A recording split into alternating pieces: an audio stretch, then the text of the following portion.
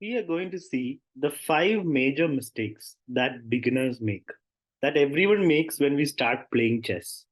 If you learn to correct these mistakes, your game would improve a lot. So, in this video, we are going to have a look at a few games from my students who are beginners, and we're going to see what mistakes are pretty common amongst all those games, and we will try to correct our gameplay according to that. So, let's start. I played against this student a couple of months back, and let us see how he plays his opening. He played e4, which is the best way to start the game. Good. I played e5. He plays c3, which is also kind of fine. It's an extra pawn move. We generally want to bring out our pieces. But this is okay because he's controlling the center. So I just play my knight out. And he plays another pawn move. So this is something you have to correct. I play knight c6. He again plays one more pawn move. So, a common mistake among beginners is we make too many pawn moves in the opening. The problem with that is our pieces are stuck. King, of course, has to be there, but the other pieces, rooks also will come out at the end, but the knights and bishops and the queen are stuck. If you see my position, I've already developed two pieces and I played d5. So, my pieces are out, white's pieces are not yet in the game. So this is how the position becomes bad when you do not develop your pieces because of playing too many pawn moves. So it might be because of a misconception that pawns are the weakest pieces, so we can push them forward a little bit, stop opponent from coming forward into my area. But that's just a misconception. Even if you cover everything by pushing the pawns forward, there will still be holes. So the only way to uh, get a good position in chess is to bring out your pieces. So I'll show you how he should have developed. All right. So after e4, e5, next step is just to bring the knight out. Then this knight out. Then bishop out and castling. Then this bishop out by moving the d pawn and bring it out to g5 or e3, any good square. And then we move the queen and then we make space for the king and we bring the rooks into the game. So rook will be here and the other rook in the game. So I'll show you how that could happen. So let's say he plays knight out. Okay. I play knight out.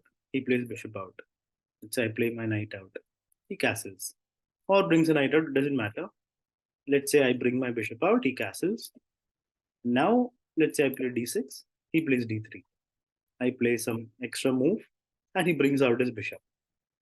See, all the pieces are active. The knights and bishops, the minor pieces have to come out first, and that's done. So development is complete. Castling is also done. Now, let's say I castles. What is the next step? Bringing the queen out and bringing the rooks to the center, and making a small space for the king to escape to. So none of this was followed in the game, which is why he got into a bad position. So let us also see how easy it is to play against players who make only pawn moves at the beginning. So I played d5, takes, queen e2. So that is also not a good move because the queen is not supposed to come out so early and it's also blocking the bishop. So keep in mind, develop your knights and bishops first and then do castling. I played bishop out and I castled. He plays f4 and here I took. And after bishop b7 attacking my queen, which is a good move, piece is coming out. So that's good. I moved my queen back and here he played another pawn move. Can you find out how to punish white now? This is what brings us to the second common mistake that beginners make. Keeping the king in the middle, not castling.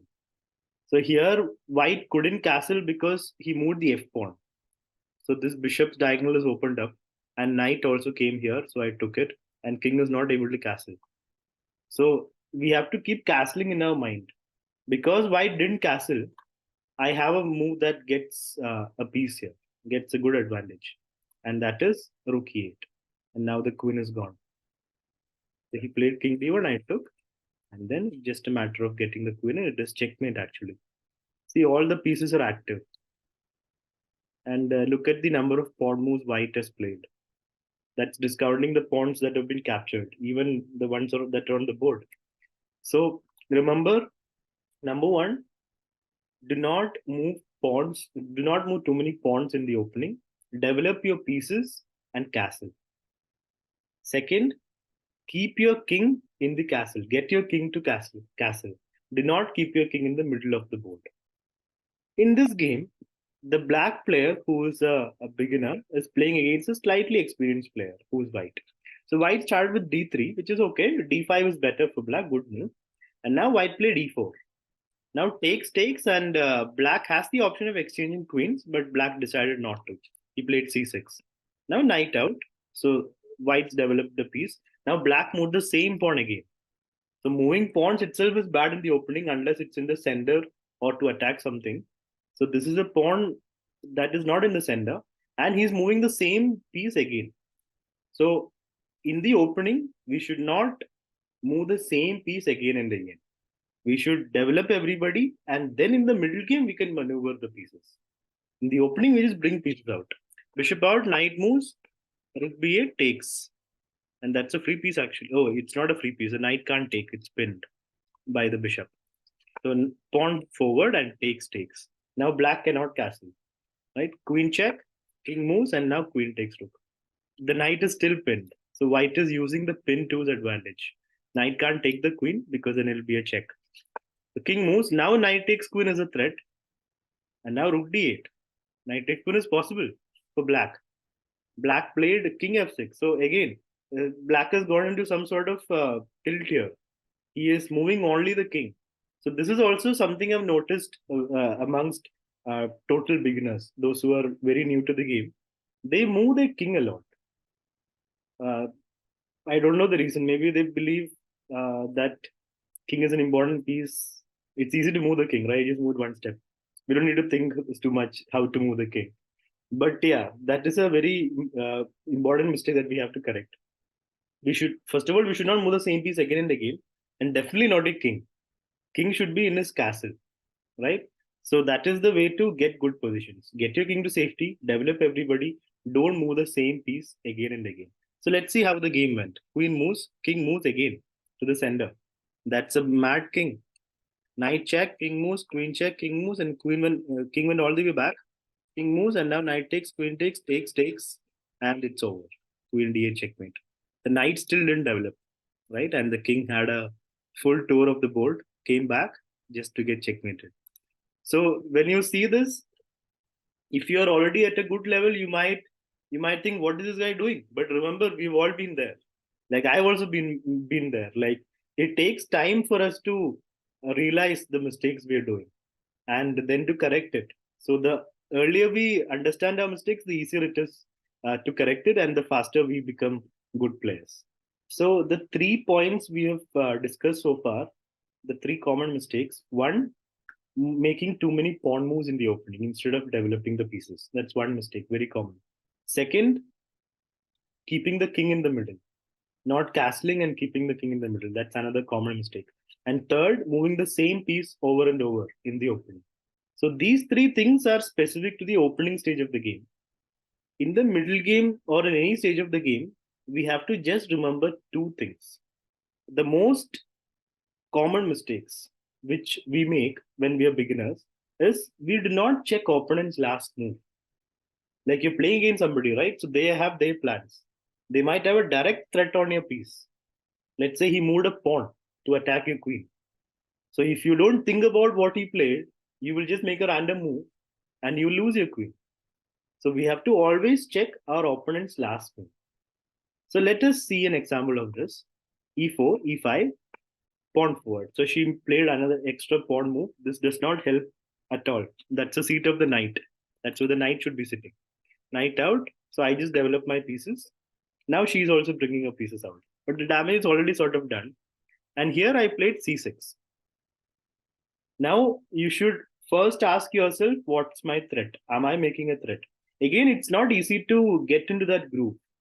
When we start playing chess, it's very difficult to start thinking about opponent's threat and whether your move is safe. All these things you have to consciously do so that you will be able to find threats and keep your pieces safe.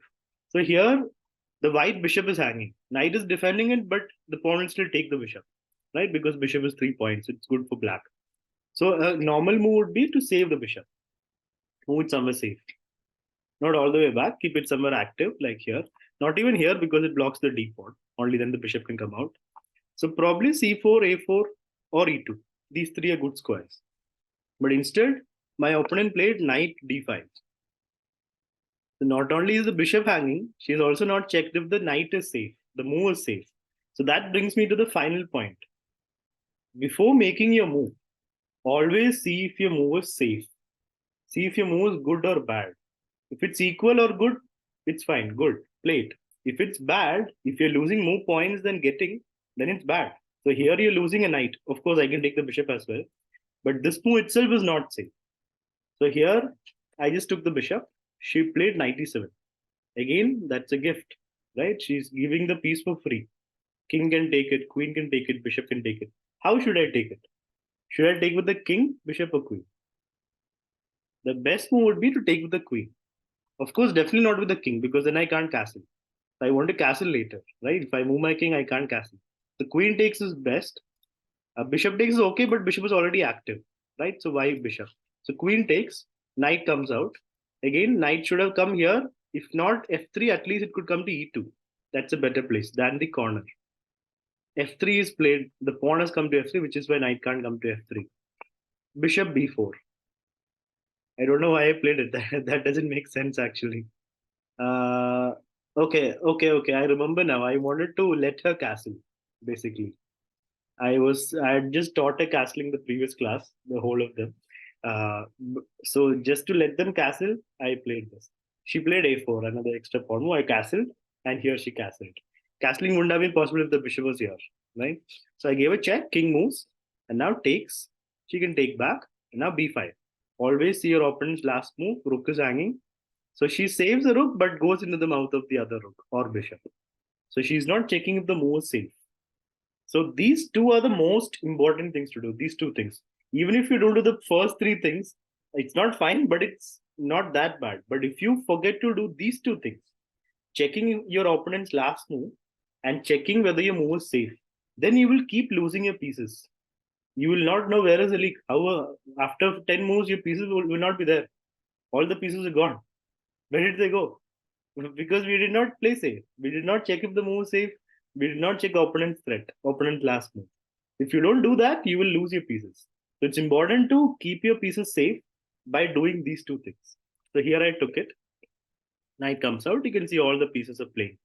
Like pawn moves only if it's required, I play it. It takes. That was a free piece. She gave me a free bishop.